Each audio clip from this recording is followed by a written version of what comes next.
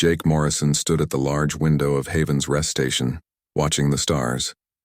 His hands were shaking. In 2 hours he would marry an alien princess. The thought still seemed crazy to him.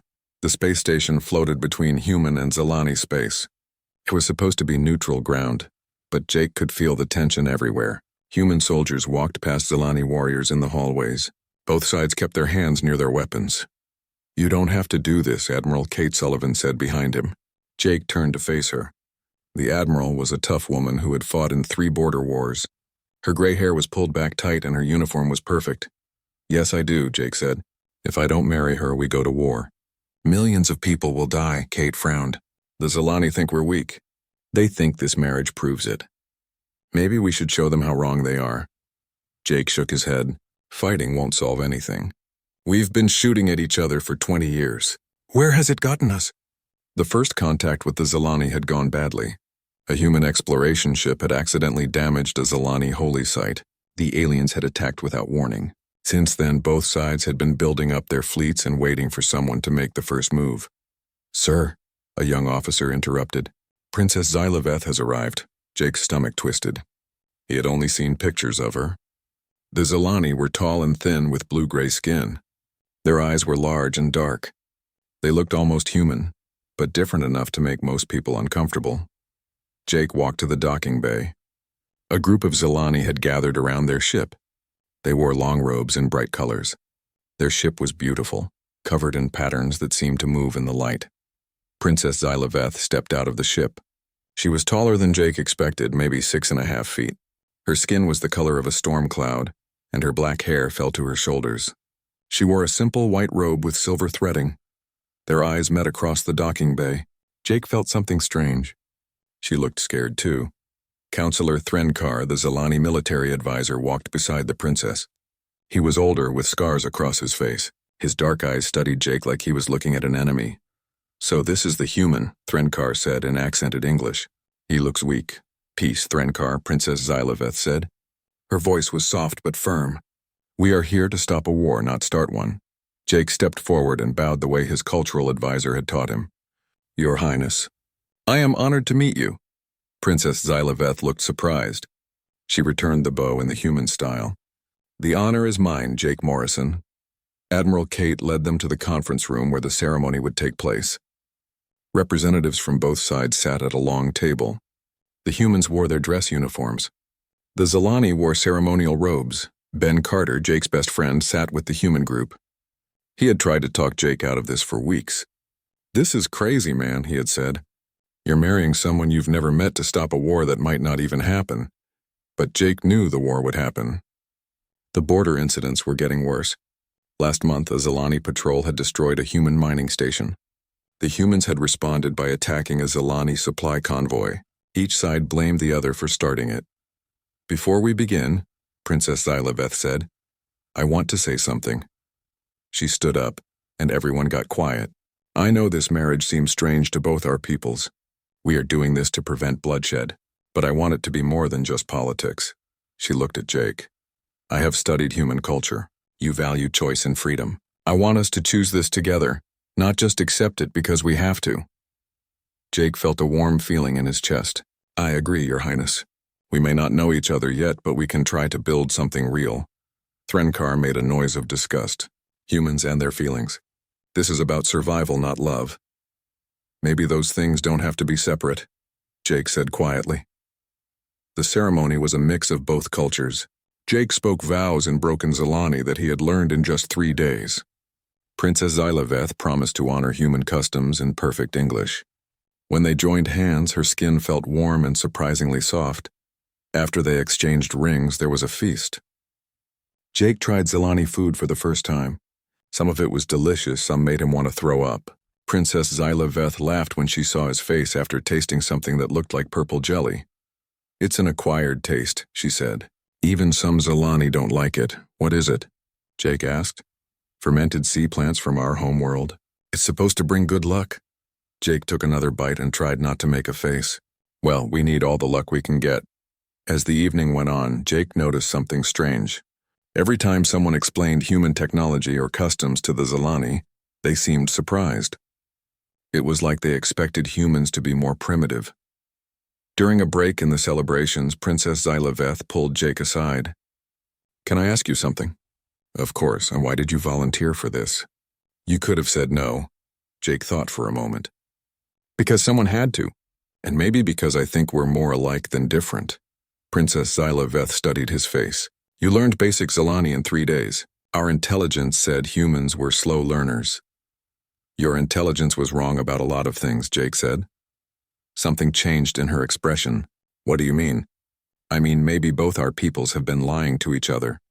Maybe we're both stronger than we pretend to be." Princess Xylaveth was quiet for a long time. Then she smiled. It was the first real smile Jake had seen from her all day. "This marriage might be more interesting than I thought," she said. As the celebration ended, Jake realized that marrying an alien princess might be the least crazy thing he would do in the coming months. Something big was about to happen. He could feel it in the way the Zilani watched the humans, and in the way Princess Xylaveth looked at him like she was trying to solve a puzzle. The war they were trying to prevent might be nothing compared to what was coming. 3 weeks after the wedding, Jake stood in the main computer center of Nethys Prime, the Zilani capital world. Rows of blue lights blinked in patterns he was starting to understand. The Zilani engineers watched him with confusion and worry. "That should not be possible," Engineer Veth Loran said for the 3rd time that morning. "You've been here only 2 weeks. It takes our students years to understand these systems." Jake's fingers moved across the light panels. The Zilani didn't use keyboards or screens like humans. Their computers responded to touch and thought patterns. Jake had figured out how to use them faster than anyone expected. "Maybe human and Zilani brains work more alike than you thought," Jake said, solving another complex equation in minutes instead of hours. Princess Xylaveth watched from the corner of the room.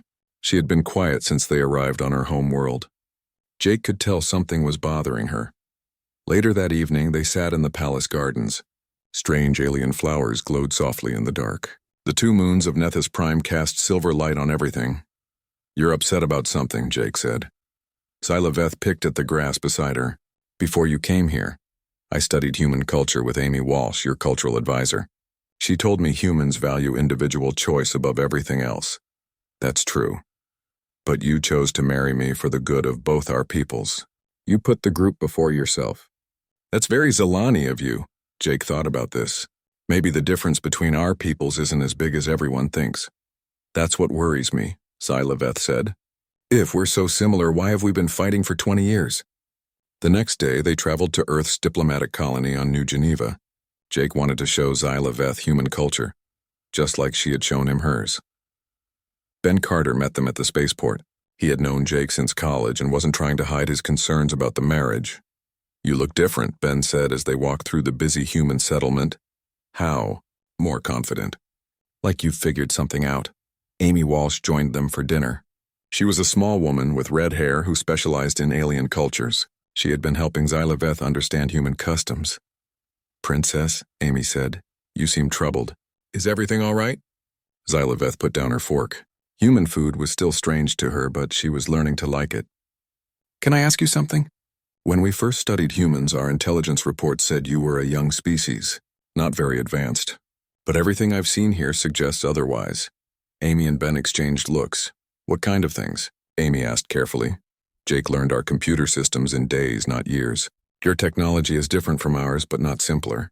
And your people adapt to new situations faster than we expected." Jake felt a strange tension in the room. "Amy, what did you tell the Zilani about us during the peace talks?" Amy looked uncomfortable. "We emphasized our diplomatic nature, our desire for peace." "What didn't you tell them?" Ben answered instead. "Jake, you know the rules. First contact protocols exist for a reason." "What rules?" Xylaveth asked. Jake stared at his best friend. "Ben, what aren't you telling me?" That night, Jake couldn't sleep. He found Xylaveth on the balcony of their guest quarters looking up at Earth's moon. "My grandmother asked to speak with me," she said without turning around. "Elder Zeth Miran? What did she say?" "She told me something interesting." "She was part of the first Zilani expedition that made contact with humans 20 years ago." Jake moved to stand beside her.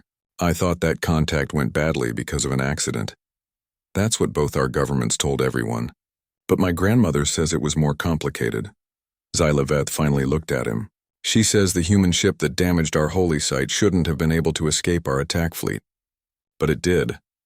Maybe they got lucky. Maybe. Or maybe humans are much better at fighting than they pretend to be.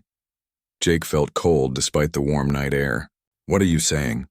I'm saying both our peoples have been lying during these peace talks. We told you we were stronger than we really are. And you told us you were weaker than you really are. The next morning, Jake confronted Amy Walsh. I want to know what really happened during first contact. Amy sighed. Jake, you're a diplomat, not military. There are things you don't need to know. I need to know now. My wife thinks we've been lying to her people. We have been lying to them, Ben said quietly. Amy shot him an angry look, but he continued. Jake, you were chosen for this mission for more than just your diplomatic skills. What do you mean? Amy pulled out a secure tablet and showed Jake a file. His own face looked back at him, but the information was classified far above his security level. You have an unusual psychological profile, Amy said. High adaptability, extreme problem-solving skills, and something our tests call impossible persistence. That doesn't mean anything. It means you don't give up even when logic says you should. It means you find solutions that shouldn't exist. And it means you were the perfect choice to marry a Zalani princess because you would find a way to make it work. Jake felt angry. So this whole marriage was planned? You manipulated both of us? Not manipulated, Ben said. But we hoped you would do exactly what you're doing. Learning their technology, understanding their culture, becoming a bridge between our peoples. That evening, Jake told Xylaveth everything. She listened without interrupting, so we were both chosen for political reasons, she said when he finished. It looks that way. But that doesn't change how I feel. About you, she said quietly. Jake looked at her in surprise. How do you feel about me? Like I want this marriage to be real. Not just politics, she took his hand. Do you feel the same way? Jake squeezed her hand. Yes. But I also feel like both our governments are hiding bigger secrets. My grandmother wants to meet with you tomorrow. Alone. Why? Because she thinks a war is coming whether we want it or not. And she thinks humans are the key to surviving it. The next day, Jake met Elder Zeth Moran in her private chambers. She was very old, even for a Zalani, with silver hair and eyes that seemed to see everything. Sit, young human, she said in perfect English. We have much to discuss. Xylaveth says you know secrets about first contact. I know many secrets. But the most important one is this. During that first battle 20 years ago, I scanned the human ship as it escaped. The readings made no sense. What kind of readings? The ship's hull should have been destroyed by our weapons. The crew should have been killed by the acceleration forces when they fled, but both survived things that should have been impossible. Jake felt a strange tingling in his chest. What does that mean? Elder Zeth Moran leaned forward. It means humans are not what they appear to be. And soon you will need that hidden strength. Hidden strength? Something is coming, Jake Morrison. Something that will threaten both our peoples. And when it arrives, the galaxy will learn what humans are really capable of. Jake left the meeting with more questions than answers. But that night, as he held Xylaveth close, he felt something changing inside him, like a door was opening in his mind. Whatever was coming, he would be ready for it. The alarm woke Jake from a deep sleep. Red lights flashed in their quarters on Haven's rest station. Xylaveth was already sitting up, her large dark eyes reflecting the warning lights. What is that sound? She asked. Jake was pulling on his clothes. Emergency alert. Something's wrong. They ran to the command center where Admiral Kate Sullivan stood at the main display. Her face was pale. Around her, officers from both human and Zalani forces worked together at control stations. What's happening? Jake asked. Kate turned to them. 3 hours ago, something attacked the mining colony at Kepler Station. 30,000 people lived there. Lived? Xylaveth asked. The colony is gone. Completely destroyed. War Prime Kelthvor, the Zalani military leader, stepped forward. He was a large alien with battle scars covering his arms. Our patrol ships found this. The main screen showed space where Kepler Station used to be. Instead of buildings and ships, there was only twisted metal and debris floating in the dark. What kind of weapon could do this? Jake asked. We don't know, Kate said. But 2 hours ago, they hit a Zalani outpost in the Vega system. Same result. Dr. Claire Norton, a human scientist with short blonde hair, pulled up another display. We've been studying the attack patterns. The energy signatures don't match any known technology. Jake studied the data. Something about the patterns looked familiar, but he couldn't place it. Have we tried to contact whoever did this? They're not responding to any communications, Kelthvor said. But our long-range sensors have detected a massive fleet moving toward the center of our territory. How massive? Zalaveth asked. Over 1,000 ships, each one larger than our biggest warships. The room went quiet. Even combined, the human and Zilani fleets only had about 800 ships total. Kate activated another display. We've managed to get some images. The screen showed dark ships that seemed to absorb light. They had strange curves and angles that hurt to look at for too long. Jake felt a chill run down his spine. I've seen something like this before, he said quietly. Everyone turned to look at him. Where? Dr. Norton asked. Jake closed his eyes, trying to remember.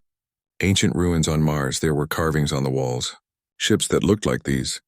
That's impossible, Kate said. Those ruins are over 50,000 years old. Maybe it's not impossible, Zalaveth said. Maybe whoever built those ships is back. Over the next 6 hours, more reports came in. The mysterious fleet was destroying everything in its path. They weren't trying to capture territory or resources. They were simply wiping out all life they found. A communication finally came through. The main screen flickered and a figure appeared. It looked almost human, but its skin was gray and its eyes were completely black. When it spoke, its voice sounded like many people talking at once. We are the Vorthon Collective. We have returned to reclaim what was taken from us.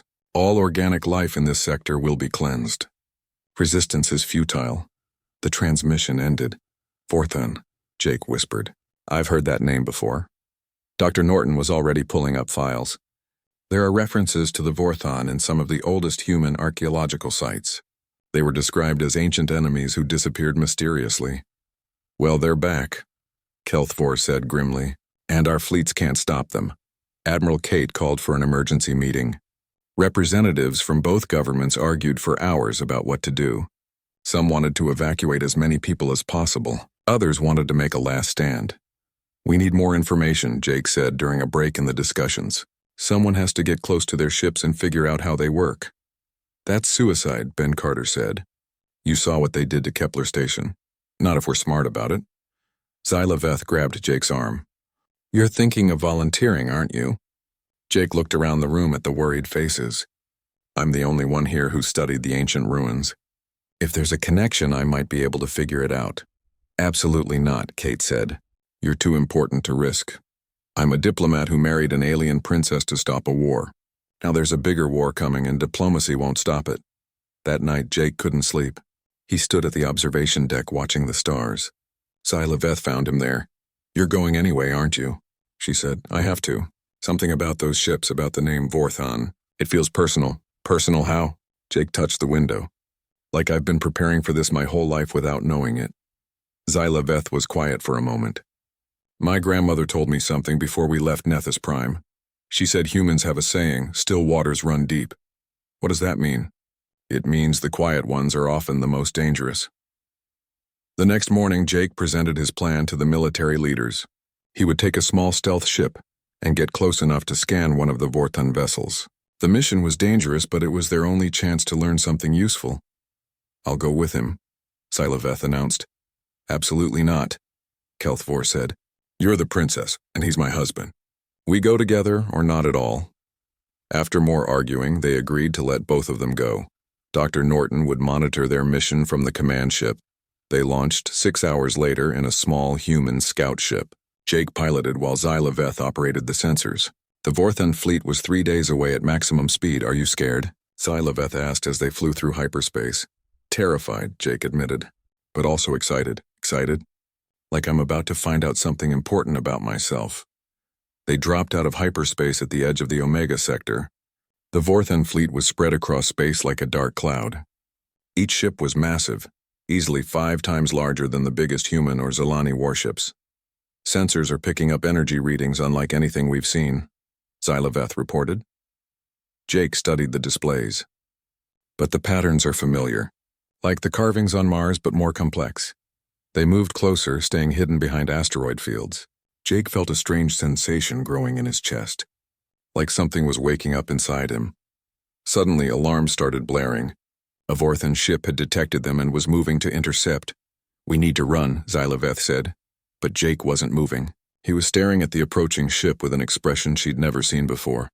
"Jake, I know this ship," he said quietly. "I don't know how, but I recognize it." The Vorthan ship fired. Energy beams that should have destroyed their small scout ship struck their shields. Jake felt the impact in his bones, but somehow, impossibly, their shields held. "That's not possible," Xylaveth said, checking the readings. "Those weapons should have vaporized us." Jake's hands moved across the controls with sudden confidence. "Maybe we're harder to kill than they expected." He turned their ship toward the Vorthan vessel instead of away from it. "Trust me." "Jake, what are you doing?" "Something I should have done a long time ago." As they flew directly at the massive alien ship, Jake felt something fundamental change inside him. His vision became sharper. His reflexes became faster.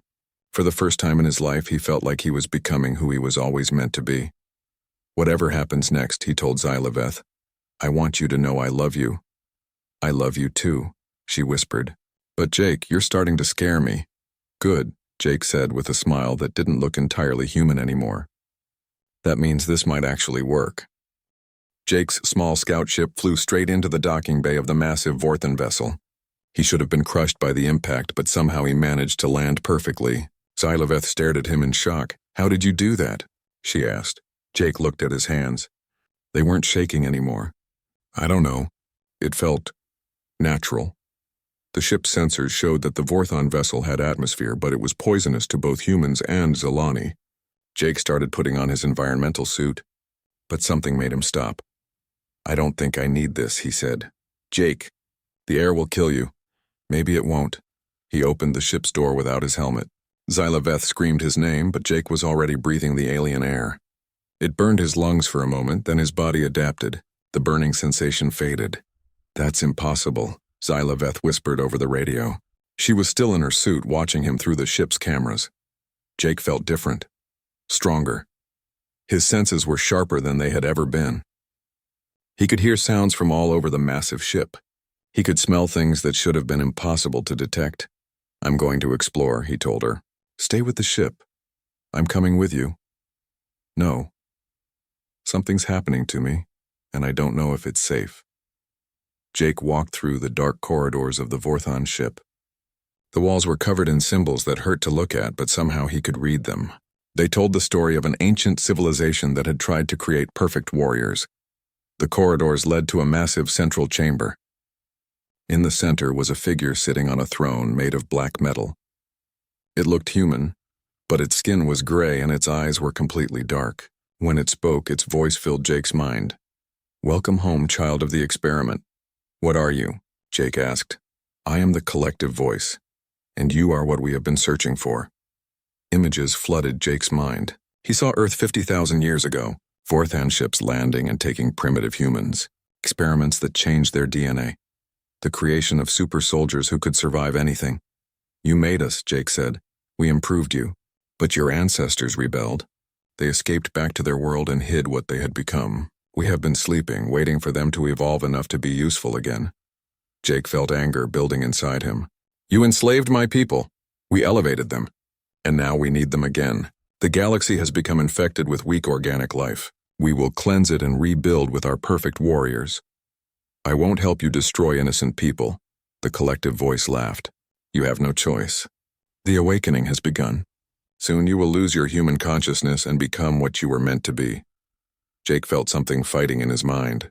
Part of him wanted to kneel before this creature. But a stronger part, the part that loved Xylaveth and cared about both their peoples, fought back. "You're wrong," Jake said. "Humans aren't just your experiments anymore. We've become something you didn't plan for. And what is that? Free." Jake launched himself at the collective voice. He moved faster than should have been possible, but the creature was ready for him. They fought across the chamber, and Jake realized he was stronger than any human had a right to be. He could lift metal beams that should have been too heavy. He could survive impacts that should have broken his bones. But the collective voice was stronger. "You cannot resist your programming," it said as it held Jake against the wall. "You were made to serve us." "Maybe," Jake gasped. "But I was also made by two people who loved each other. And I choose love over programming." Meanwhile, on the command ship, Xylaveth watched the battle through the ship's sensors. She could see Jake fighting something in the central chamber, but she couldn't see what. "Admiral Sullivan," she called over the radio. "Jake needs help." "We can't get close enough," Kate's voice came back. "That ship's weapons will destroy anything we send." Lieutenant Sam Torres, a young human soldier, was monitoring Jake's life signs. "Something's wrong with his readings. His heart rate is through the roof, but his other vitals are stronger than I've ever seen." Tech Sage Nirahelm, a Zalani engineer, studied the data. "This is not possible. Humans cannot survive this level of stress." "Maybe Jake isn't just human anymore," Xylaveth said quietly. Back on the Vorthan ship, Jake was losing the fight. The collective voice was forcing something into his mind, trying to overwrite his human thoughts with Vorthan programming. "Stop fighting," it said. "Accept what you are." Jake felt his human memories starting to fade. His love for Xylaveth, his friendship with Ben, his desire to protect innocent people, all of it was being pushed out by cold, mechanical thoughts about conquest and destruction. But then he heard Xylaveth's voice over his radio. "Jake, I know you can hear me. Remember what you told me on our wedding day. You said we could choose this together. I'm choosing to fight for you. Don't let them take you away from me." Her voice cut through the Vorthan programming like a knife. Jake remembered who he was. Not just a genetic experiment, but a man who had chosen love over duty, peace over war, hope over fear. "You're right," he told the collective voice. "I am what you made me, but I'm also what I chose to become." Jake grabbed the creature's arms and started to squeeze. His enhanced strength combined with his human will was more powerful than the Vorthan had expected. "Impossible," the collective voice said. "The programming cannot be overcome." "You forgot something when you designed us," Jake said. "Humans don't just survive. We adapt, we change. We become more than what we started as." He threw the collective voice across the chamber. It hit the wall and slumped to the floor, its dark eyes flickering. "How?" it whispered. "Because you gave us the strength of warriors, but we kept the hearts of humans." Jake ran to the ship's control center. The Vorthan systems were similar to the ancient technology he had studied, but more advanced. His enhanced mind could understand them now. He began entering commands. "What are you doing?" the dying collective voice asked. "Sending a message to your fleet, telling them that humans are not the weak species they expected, and giving our people a chance to fight back." Jake uploaded everything he had learned about Vorthan technology to the human and Zalani fleets, their weaknesses, their ship designs, their tactics. Then he started the ship's self-destruct sequence. He ran back to his scout ship where Xylaveth was waiting. "We need to leave. Now." "What did you do?" "I gave our people a fighting chance." As they flew away from the Vorthan ship, it exploded behind them. The destruction sent a shockwave through the entire enemy fleet. Other Vorthan ships began to retreat, confused by the loss of their command vessel. "The fleet is pulling back," Admiral Sullivan reported over the radio. "How did you do it?" Jake looked at his hands. They still looked human, but he could feel the difference. The strength, the enhanced senses, the ability to understand alien technology. "I remembered who I am," he said, "and more importantly, who I choose to be." Xylaveth took his hand. "Are you still human?" Jake thought about it. "I'm something new, something that's part human, part whatever the Vorthan made us into, but the part that matters, the part that loves you, that's still completely human." "What happens now?" Jake watched the Vorthan fleet disappearing into hyperspace. "Now we figure out how to use what I've learned to protect both our peoples. And maybe we find other humans who are starting to awaken like I did. Are there others? There have to be. The Vorthan wouldn't have come back for just one person." As they flew back to Haven's rest station, Jake felt the galaxy changing around them. The war between humans and Zalani was over. But a new chapter was just beginning. One where humanity would have to decide what to do with the strength they had always carried inside them. And Jake would be there to help them make the right choice. 6 months after the battle with the Vorthan collective, Jake stood in the rebuilt Haven's rest station. The place looked completely different now. Where before there had been separate human and Zalani sections, now the species worked together in mixed groups. Jake watched a team of engineers installing new communication systems. The group included humans, Zalani, and even a few reformed Vorthan units. The artificial beings had broken free from the collective after Jake's victory, and were now seeking peaceful integration. "It's amazing how much has changed," Xylaveth said, joining him at the observation window. "Almost everything," Jake agreed. "Except us." She smiled and took his hand. Their marriage had started as a political arrangement, but it had become something real, something neither of them had expected. President Harrison is here for the ceremony, Xylaveth told him. President Lynn Harrison had been elected on a platform of complete honesty about human capabilities. After Jake's awakening, it had become impossible to hide the truth anymore. Humans were descendants of an ancient genetic experiment, and some of them were beginning to show enhanced abilities. How many others have awakened so far? Jake asked. 43 that we know of. Dr. Norton thinks there could be thousands more who just haven't been in the right situation to trigger the change. Jake nodded. His transformation had happened under extreme stress during the fight with the Vorthon. Other humans were awakening in different ways. Some during accidents that should have killed them, others during moments of great emotional intensity. They walked to the main assembly hall where representatives from all three species had gathered. High Counselor Vex Miran, Xylaveth's grandmother, sat at the head of the Zilani delegation. She had taken over leadership of her people after the old council stepped down in shame for hiding the truth about human capabilities.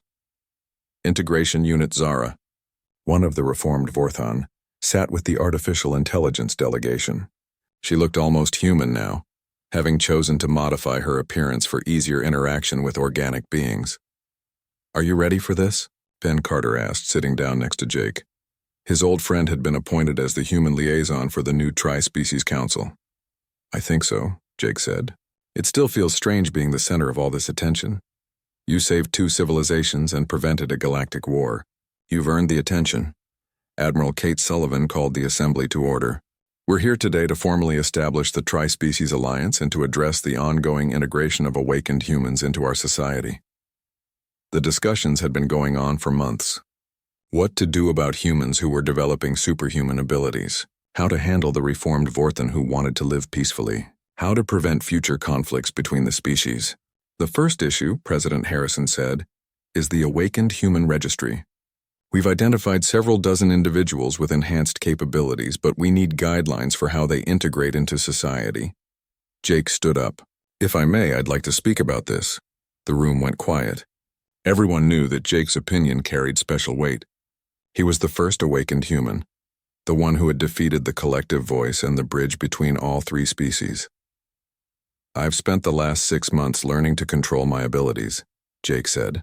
"The enhanced strength, the faster healing, the ability to understand alien technology. These things don't make me less human. They make me a different kind of human." He looked around the room. The Vorthon made a mistake 50,000 years ago. They thought they could create perfect soldiers by enhancing our bodies. But they forgot that the most important part of being human isn't our physical capabilities. It's our capacity for choice, for love, for growth. Integration Unit Zara spoke up. The collective believed that enhanced beings would naturally seek dominance over weaker life forms. But Jake Morrison proved this assumption false. "How?" asked Tech Sage Nira Helm. "By choosing to protect others instead of ruling them," Zara said. "By using his enhanced abilities to save lives rather than take them." The collective could not understand this behavior. High Counselor Vex Myron stood slowly. She was very old, but her voice was still strong. "I have something to confess to this assembly. The Zilani have known about awakened humans for 20 years. The room erupted in surprised voices. President Harrison raised her hand for quiet. "Please explain, High Counselor." "During the first contact incident, we scanned the human ship that escaped our attack. The readings showed impossible survival capabilities. We chose to classify this information and present humans as a weaker species to make ourselves feel superior." She looked directly at Jake. "We were fools. We should have recognized the potential for alliance instead of seeking advantage." "Why are you telling us this now?" Admiral Sullivan asked. "Because my granddaughter and her husband have shown us a better way. They chose truth over politics, cooperation over competition. They represent what all our species can become if we work together." Over the next several hours, the assembly worked out the details of the new alliance. Awakened humans would be given special training to control their abilities, but they would not be forced into military service or isolated from normal society. The reformed Vorthon would be welcomed as equals with rights and responsibilities like any other citizens. And all three species would share technology and knowledge freely. That evening, Jake and Xylaveth walked through the station's new gardens. Plants from all three worlds grew together in carefully designed spaces. Human roses bloomed next to Zilani crystal flowers and Vorthan bioluminescent vines. Do you think it will work? Xylaveth asked. This alliance? It has to, Jake said, because the alternative is too terrible to imagine. They stopped at a memorial wall where the names of everyone killed in the Vorthan attacks were displayed. Thousands of humans in Zilani who had died before Jake could stop the collective. I still have nightmares, Jake admitted, about what would have happened if I hadn't been able to break free from their programming. But you did break free, and that's what matters. Jake touched one of the names on the wall, a little girl from Kepler Station who had been only 6 years old. Sometimes I wonder if I'm still human enough to understand what we're fighting for. Xylaveth turned him to face her. Do you love me? More than anything. Do you care about protecting innocent people? Yes. Do you want to see children grow up safe and happy? Of course. Then you're human enough. The enhanced abilities don't change who you are in here. She touched his chest over his heart.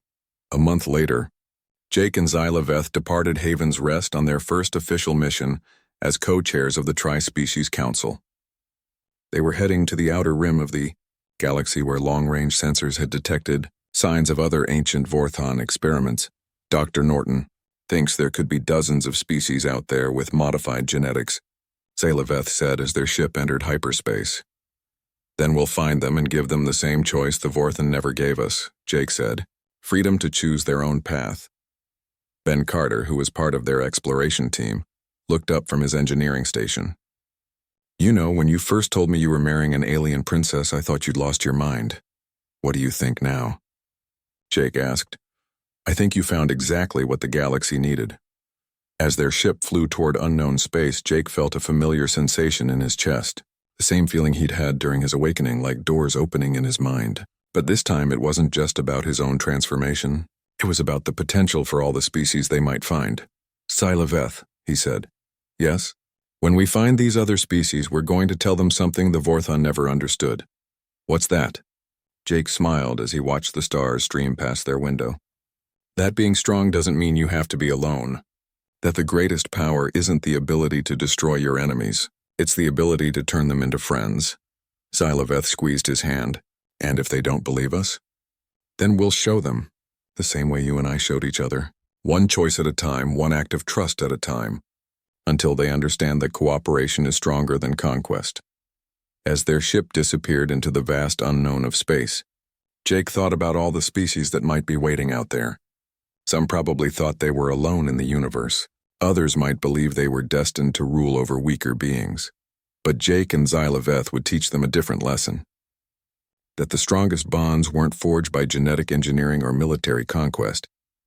They were built through understanding, compassion, and the simple decision to see others as equals rather than enemies. The human who had married an alien princess for peace had become something more than either species had imagined possible.